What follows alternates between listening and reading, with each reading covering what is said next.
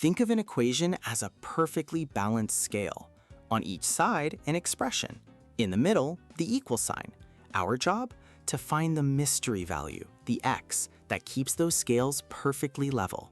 This isn't magic, it's a logical process of undoing. The heart of solving any equation is getting that variable all by itself. To do this, we use inverse operations. If a number is added, we subtract it. If it's multiplied, we divide it. But there's one golden rule you can never break. Whatever you do to one side of the equation, you must do to the other. You subtract 5 from the left, you have to subtract 5 from the right to keep those scales from tipping. Let's take a simple one. X plus 12 equals 30.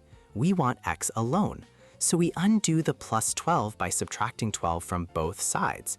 X is left by itself, and on the other side, 30 minus 12 is 18, so x equals 18. Now, what about a two-step equation, like 3x minus 5 equals 16? Here, we work backwards from how the equation was built. Think of it like taking off your shoes and socks. You take your shoes off first, then your socks. In algebra, we undo addition and subtraction first, then multiplication and division. So first, we undo the minus 5 by adding 5 to both sides. That leaves us with 3x equals 21. Now we can undo the times 3 by dividing both sides by 3, and we get our answer, x equals 7. Don't let negative numbers scare you. The rules stay exactly the same.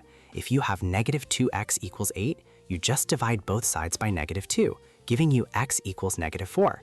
But here's the best part. You never have to guess if you're right. It's called verification. Take your answer, plug it back into the original equation, and see if it works.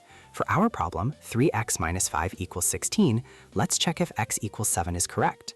3 times 7 is 21, and 21 minus 5 is 16. The left side equals the right side. It balances perfectly. That's the real power of algebra, the ability to prove your own answer.